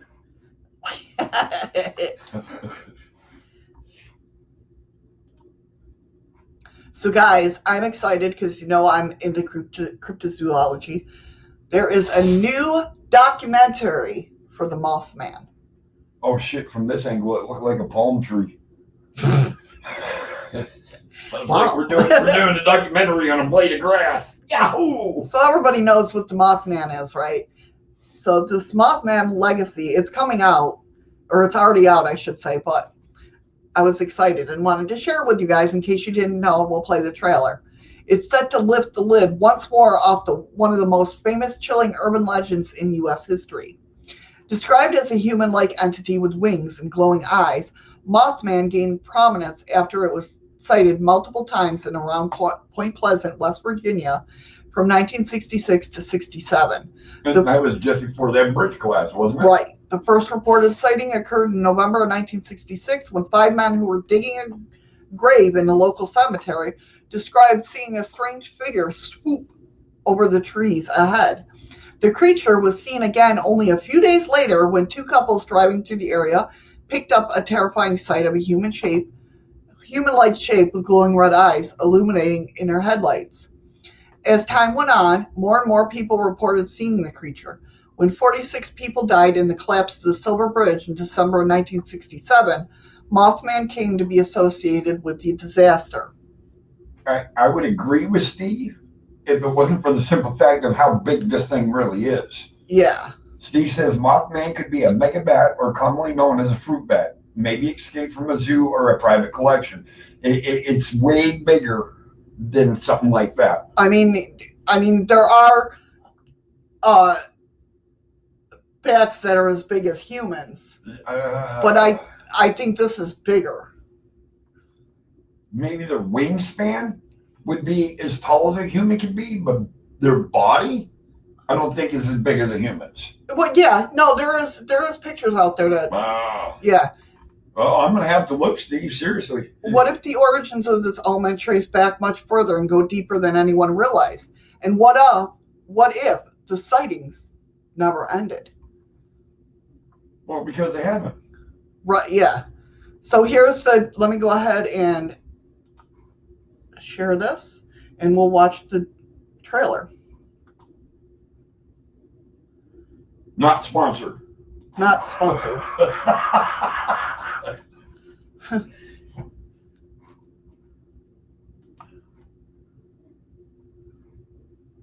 Oh, it's not going to let me enlarge it. Sorry, guys. Oh, shoot. You know what? Wait a minute. That looked like an owl with bright red eyes. Hold on a minute, guys, because I got to read. Back's popping.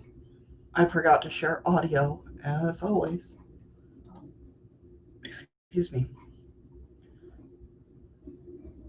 Okay. Oh, there it goes.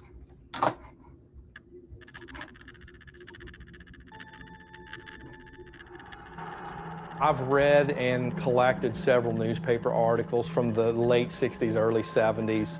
I've talked to people that were still seeing whatever this thing was in the TNT area.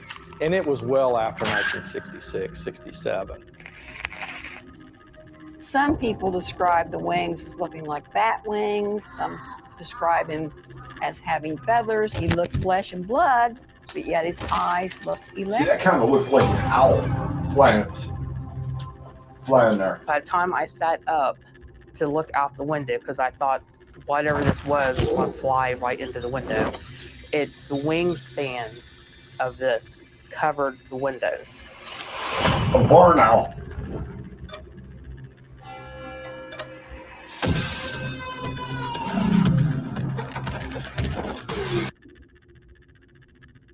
Or we're just not going to watch it at all. Nope. There it goes.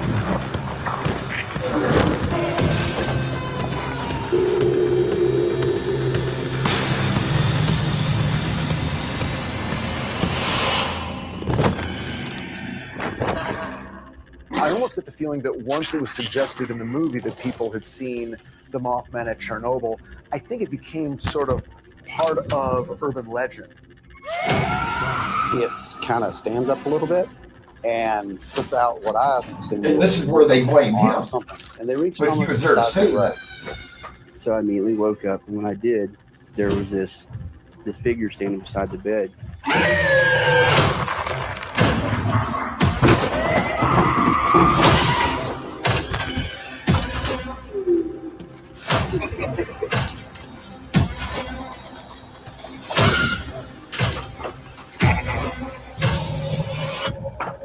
Let me rephrase that. He wasn't there to save them. He was there to warn them. Yeah.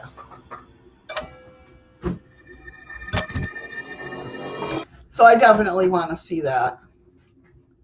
What do you guys think? Oh,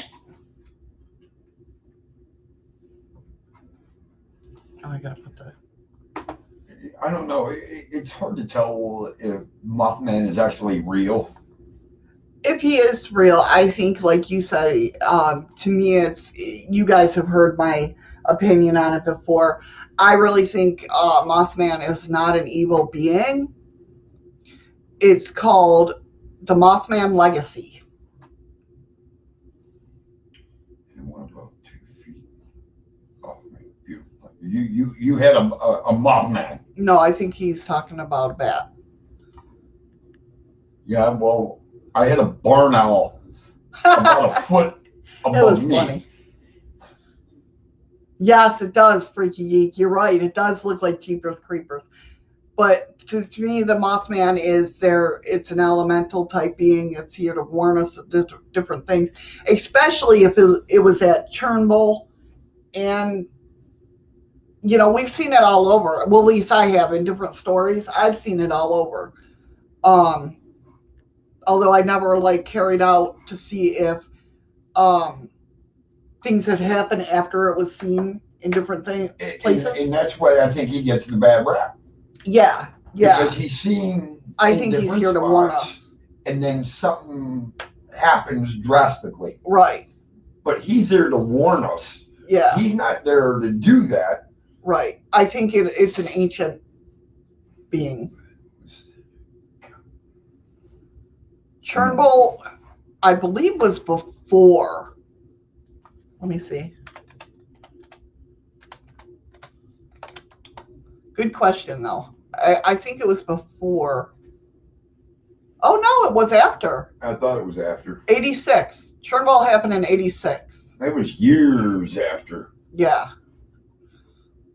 Good question, though. He was in the middle of Indian Ocean at an island. That's awesome. Okay, but I look at it this way, too. If the Mothman was going to do damage, he was spotted in, what, 1966 at the bridge? 67 is when 67, okay. Yeah, but they seen him before that. And the bridge didn't collapse until 68. No, 67 is when the bridge collapsed. They saw him at 66. Okay, 66, so 65. why would it take him a year to decide to make the bridge collapse and then take off? So that theory there just that doesn't add up. Unless he's taking his time flying in and unloosening bolts. Well, another thing is because they think his house was back, he was using those old bunkers, the old ammo bunkers that were built. And then people would go there to party. That's where kids would go there to party. So I think it kind of like flushed him out from there. Well, I don't know. Steve just said something in the water, maybe in that area, a chemical spill, everyone hallucinating, possibly. I mean, it could be mass hallucination, but... Oh, my God, Nicole. You're getting as bad as Andy and Eli and Steve. Does the Mothman has mothballs? That didn't pop up on mine. Yeah, I'm reading it right there. And then Freaky Geek says, you would think if this person is doing research over a period of several years, why only get a few clippings and not many of them? Because if it's an elemental, it's going to be like Bigfoot. They want to be seen when they want to be seen. Like, I think the Mothman is more... Oh, it does. I did see that one. Does the Mothman have mothballs? Uh-huh. Yeah, okay. I think with a lot of things like that, I think a lot of cryptids are elementals. But I think the Mothman is more like elementals don't care about us until we're destroying something. Something of theirs. Or something of their element. Of their earth. And like Sylphs. You see Sylphs all the time, at least I do.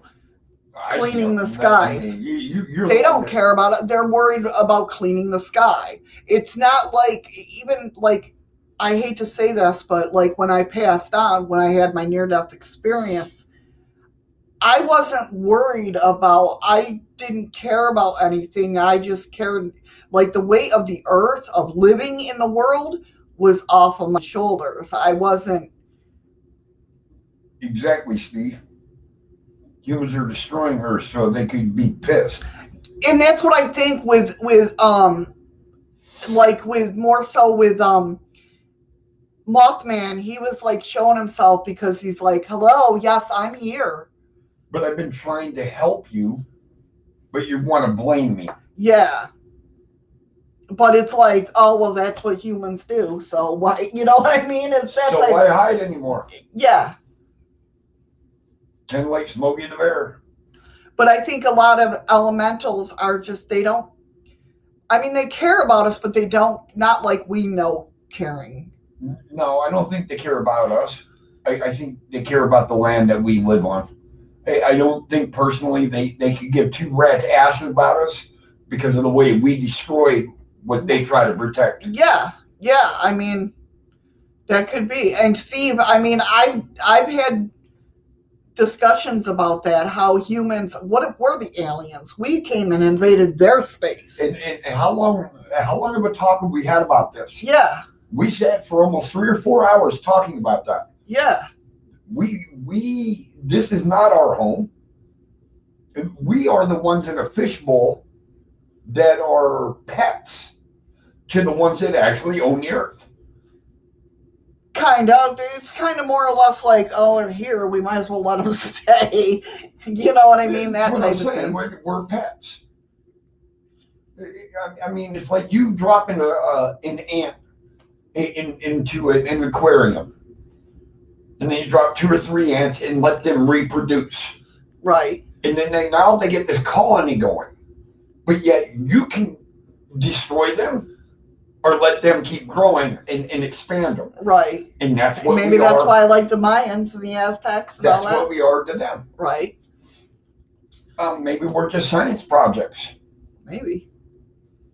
Maybe when you died, it was your turn that you got a lobotomy, or you got, in their eyes. Right. You just had a lobotomy done, or you got, Right. something. And that's what caused you to die. But in our world, you just had a heart attack, or you had cancer. And people with cancer, how do we know you're not? How do you know we're not rat. cancer to the earth? You're not a lab rat in their world. Right. So. I mean, who's to say we're not cancer in their world?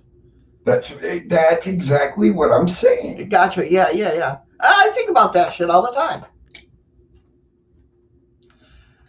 So the next thing I have is from the same documentary that we gotta freaking watch. Robert Friend. He's no longer with us, but late Lieutenant Colonel hinted of fate of Blue Book Project. A new documentary has hinted that what could be the real reason the U.S. government shuttered its UFO program. Carried out by the U.S. Air Force between 1952 and 1969, Project Blue Book was an in-depth study of identified flying objects, the largest of its kind ever undertaken. I can't wait for Indy to get his computer back. I know. It had 2 main goals: to determine if UFOs were a threat and to scientifically analyze the data. By the time the project ended, it had collected archives of some 12,618 UFO reports. While most of these were deemed to have conventional explanations, a small percentage of these sightings remain unexplained, even after being subjected to stringent analysis. So, are you guys ready for this? I showed this. I had to keep it. Didn't want to keep it from Eddie. I had to show him this morning. Well, she also knows how I felt about the program, the Blue Book Project. Yeah. I was a die-hard watcher of that program. He was. So here we go. You guys ready? In 1969, the Air Force officially ended its public investigations. Which would suggest what? Well, That they knew what it was? Or didn't know what it was. Also the other way. Yeah, they Look did at the know look what on it his was. face.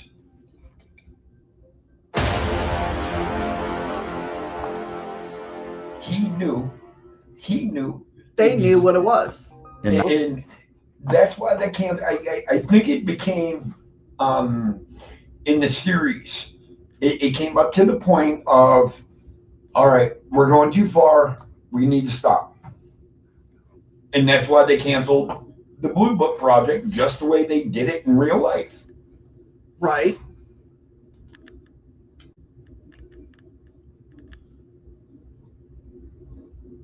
Oh, I believe they're real. Oh, absolutely. Hey, I believe we have a whole fleet of them. Yeah, I'm sure the military's got a secret base where they're all at. I believe that some are ours. I believe some are others. I still believe aliens walk among us. I mean, yeah, how the hell do you know AI? How do you know AI ain't walking among us? Right. You know, you don't know anymore who the hell is real, who ain't. Are you real? Am I real? Right. I know. It makes you think. Am I AI in their society? just living a life. That's not what I wanted. So this. Where do you think Granny came from? Oh.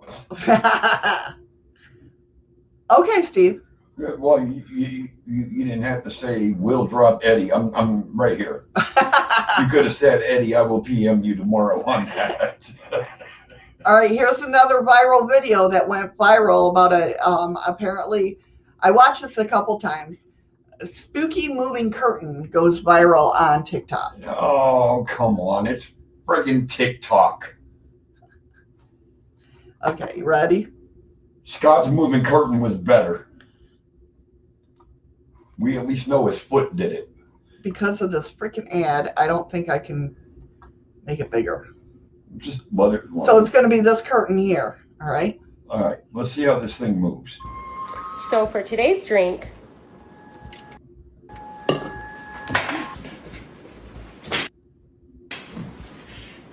Okay, now here's the problem I have with that. Start that from the beginning Okay, again. I got to wait till it ends, honey. Oh, okay. Oh, well, I thought. Do you want to say what you're... Okay, the curtain in the middle, okay? Yeah. It looked like somebody actually pushed into it and ran their hand down. Right. Obviously, he couldn't run sideways either direction. But he could have turned around and ran backwards. Why are you sitting there with the screen door wide open? Maybe they live in Florida. Your sliding glass door. And that's a really good reason not to sit there at night with your glass door wide open. I lived in Florida 13 years. Well, yeah. You see, now how are they getting a picture of this? Oh, now let's see the point of view of the ghost. See, no, I'm not buying that. Sir Isaac Hunt. I can't reach out, but due to nagging by the best, they came to haunt your worst nightmare. Thanks, Andy. I appreciate it, buddy.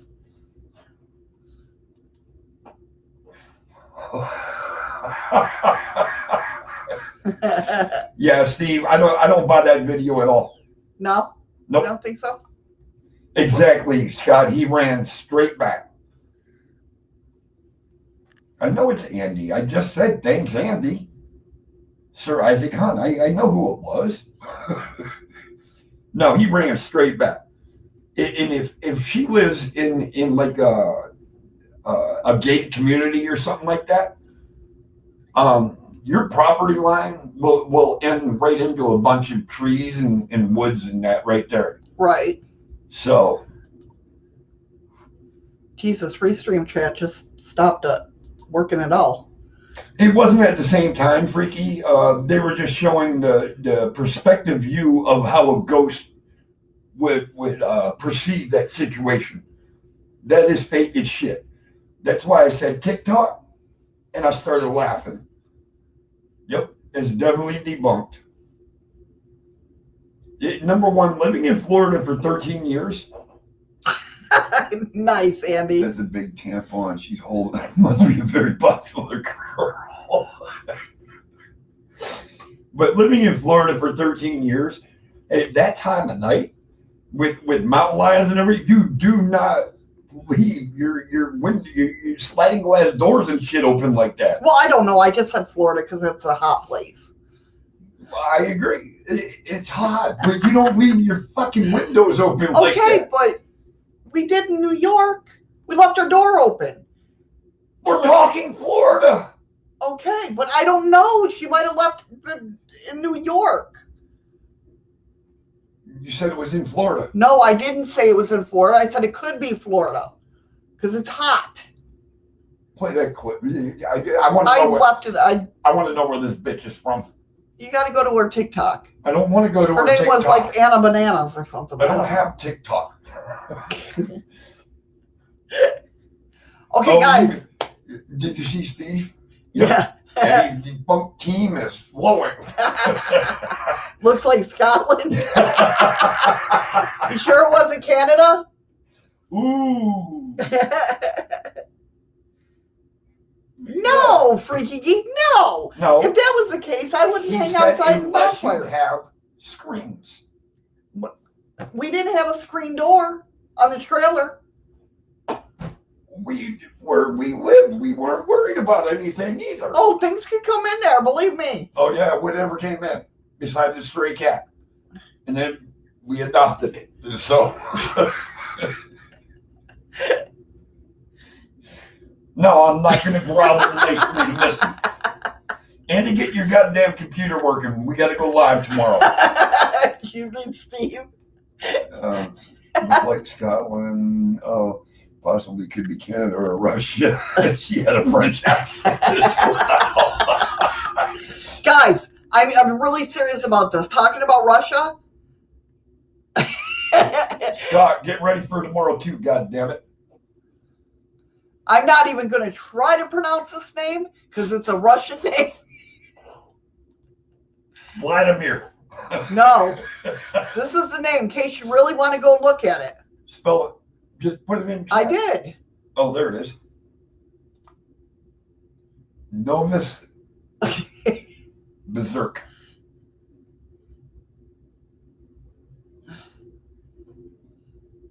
That sucks, Andy. Yeah, it does, man.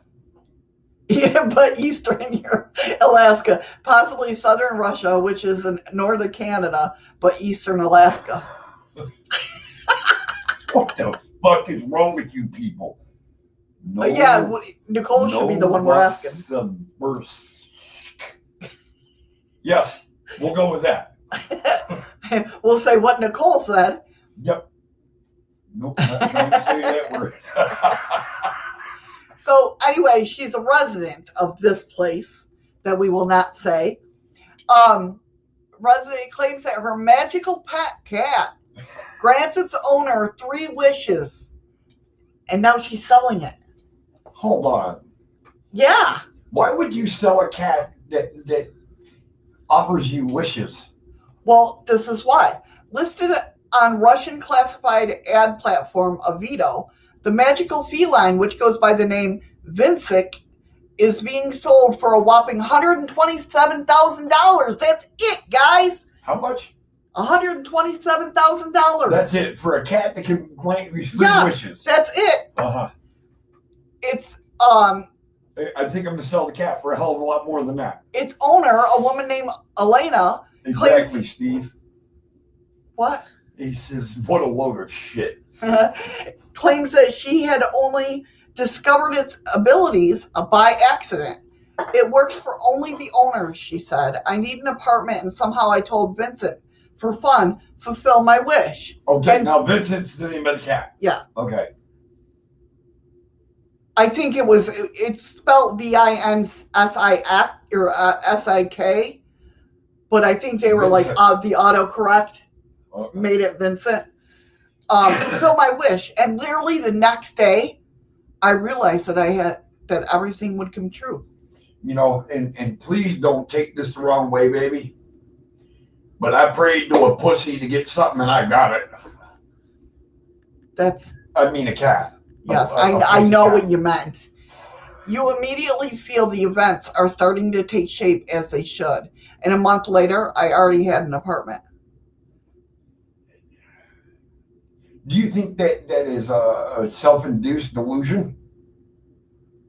It could be. She could have manifested that That's herself. What I'm saying. Yeah. His mother, Octaviante Lolita, was like a real witch, black as coal, and also lop-eared. That would be a pretty cat. That would still be a pretty cat. Was that the one with the big floppy ears? Yeah. His dad, Rochester, talk about synchronicities, a healthy blue cat, but with straight ears. The fantastical cat has since lived with her for 9 years. When quizzed over why she would want to part with such an animal, Elena explained that the cat only grants its owner 3 wishes, and she's already used her up. Now, here's my question. You got 3 wishes. You know you got a magical cat, right? Yeah. Why did it take you 9 years? She discovered it by accident. But after you discovered it, why did it take you 9 years to make 3 wishes? Or did she have it for 9 years before she realized? That could be. You see what I'm asking? But look at that kitty cat. Oh my God. I'd never get rid of it. I wouldn't give a damn. Isn't that cute? I'm sorry, guys. You know, I'm a cat lover, big time. Oh my God! Shut up. That was expensive. Oh my God! I'm buffering. Who's buffering? Apparently, we're buffering. It's coming. It doesn't have only one eye. It has one eye shut. Oh, I love you guys. God. Okay. Last story for the day. For the second time. We're in overtime, guys, so pay attention. Yeah. Pilots, let's see how Missy really screws up. Pilots have witnessed a jetpack flying at altitude over Los Angeles International Airport. What altitude? Well, we're going to discuss that. Back in the beginning of September, it was reported that the pilots of the American Flight 1997 witnessed what they believed to be a guy in a jetpack 300 yards off their wing and 3,000 feet up in the air. No, that ain't no damn jetpack. The presence of something of this nature, especially at a height and within the vicinity of the major international airport, sparked a great deal of debate at the time. However, no explanation for the sighting was ever found, and nobody came forward to identify themselves. Well, duh. Would you want to fucking try to walk forward and say, "Hey, I just seen a guy 3,000 feet"? No, but nobody's identified themselves as the culprit. Buzz Lightyear. Yeah, could be. Go get a Woody. What did Andy say? What did I miss? I know Kath. Oh, God. I shouldn't have read that. Why did I scroll up? God bless America. Now, Steve, I have to agree. Were they testing something? Maybe, yes. Because I know that they've been trying to test jetpacks. And I'm sure nowadays there's scientists and everything in their own little fucking garages and trying to build shit. But 3,000 feet in the fucking air? I don't know. All right, go ahead, honey. I'm sorry. No, that's okay. No, it's good. Woody's looking for his pal. Now, less than 2 months from this incident, a China Airlines crew has reported another sighting of a jetpack over the same area, this time flying at 6,000 feet. No. And around 7 miles northwest of LAX. Steve said it's Iron Man. Maybe. It has to be, because there's no way a human is going to... you would have to suit up like an astronaut. What makes the phenomenon so strange is that jetpacks will typically make a large amount of noise and be fairly noticeable. Yet nobody on the ground seemed to have seen or heard anything. Jetpacks, you're really not going to hear anything. They said they're usually loud. No, they should. It's on the internet. It's true. Oh. Bonjour. But no, they shouldn't be. I mean, they'll be loud at takeoff. Oh, maybe that's what they mean. But after, I've seen Evil. It's up on by the wings of the planes, freaky. But no, 6,000 feet for a human on a jetpack, that would almost be impossible. You figure the amount of fuel you're going to have. Right. Just to get that high. Well, both the FAA and the FBI are now investigating the sightings. Yeah, I think it's bullshit. And they asked, could someone be testing out a sophisticated jetpack over Los Angeles? Or is this whole thing an elaborate prank, perhaps involving a mannequin strapped to a drone? And I have drones a feeling, fly that high? Yeah, a drone can. Can it? Only in LA. One of the pilots was quoted as saying, "The search for answers continues." Hi, Mittens. Hey, Mittens. Yeah, Mandela shit is freaky. But no, I do not. Oh, never mind. I do not believe a human being could actually go that high on a jetpack and survive without being in an astronaut suit with an oxygen tank. Now, how are you going to carry an oxygen tank with 2 tanks of rocket fuel without you exploding? Right. Well, I don't know what. Hey, Mittens. Did I say hi, Mittens? No, you didn't. Okay.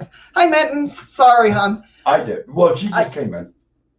I know. I just want to make sure that I said hi to her. Freaky a little. Buzz Lightyear is pissed that Woody stole his pack. That could be, you know. Thank you, Nicole. Thank you, Nicole. But I'm just saying, For there's really no possible way that it's possible for a man to launch himself with a jetpack 6,000 feet into the air without some kind of breathing apparatus. Well, couldn't they have that in there? In where? In the jetpack formation thing? I mean, I don't know how to build them. Sure. Let's put oxygen. Hey, Blue. Right next to two tanks that are blasting. How do they normally make jetpacks? I mean, there's jetpacks. Not that I've seen them fly up like that. You've only seen them go up about 30 feet and fly over about 30 feet. Right, but how are those made? Are they going high enough to need oxygen? Well, no. I would, because I'd be hyperventilating if I'm going off the... That's you, but at 6,000 feet, you are going to need oxygen. Hey, look, everybody says they go to Denver, the Mile High Stadium. Right. And the air is thin there. Right. Now, you stop and think about it. That's just under 2,000 feet. Okay. In elevation. All right, I get it. No, I get it. I just... That's right. They might use a granny snorkel. That's right. Exactly. There could be a lot of things that they use. No, Freaky Geek even gets it. That oxygen would blow up. The spacesuits that they use all have that thing. Why can't they just wear them? You have the jet fuel right there. Yeah. The heat of it alone is going to make it explode. I don't know. I think we can make one, right? If he won't let me make a Devil's toy box, let's make a jetpack. Oh, yeah. Okay. Andy, what do you guys right. think? Flames can't exist without oxygen. You're absolutely right.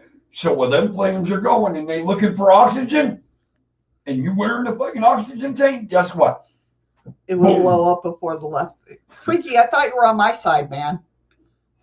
Yeah, so only way is reverse engineering, like UFO tech. Yeah, exactly. We've had it for years. See, sorry, you don't know. There's no way around that. You can't get around that. Steve, thank you. Exactly. No one ever watches James Bond anymore. Oh my God! For fuck's sake. That's what I'm saying. Damn it. You guys, holy shit. And you liked what? The one with the kid in it?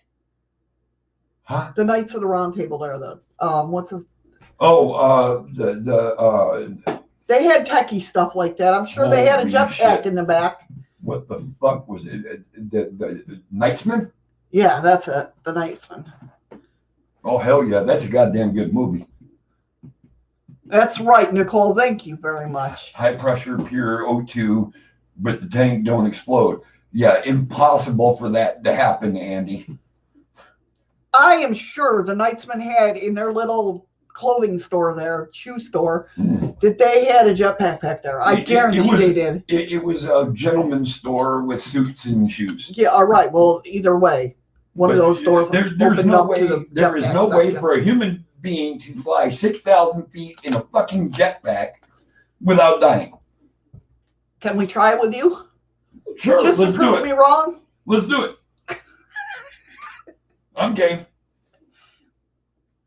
It does. It does give great gas mileage. It depends on how many times she's got to fart. You got to watch out for trees, though, on those takeoffs, man. It's scary.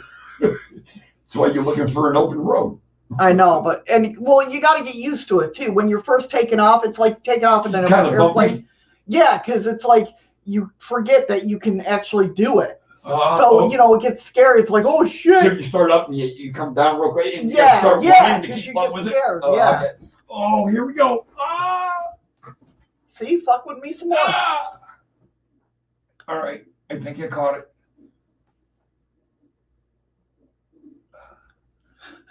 You all right? Yeah. I think I got it in time. Oh. See, this is why we don't fight. She fucking does this curse shit to me all the time. I have my little voodoo doll over here. You don't know She about. made me wake up out of my sleep the other night with a fucking goddamn Charlie horse. Yeah, as I got scared to hell because you had no fucking clue. Oh, all right, guys. Get on over to D Live. Yeah, absolutely. You better hurry up and get there. I'll put 200 lemons in the chest. I just want to say what an amazing day we had. You guys are just absolutely the best. Could be the Mothman. I just want to say fist bumps, hugs, stay safe, stay strong. And I will get to see you on my channel tomorrow. Right, Andy? That would be a sight. Okay, Canada rules the do world. That too. Canada rules. All right, guys, you over there on D Live? Good to see you too, Mittens.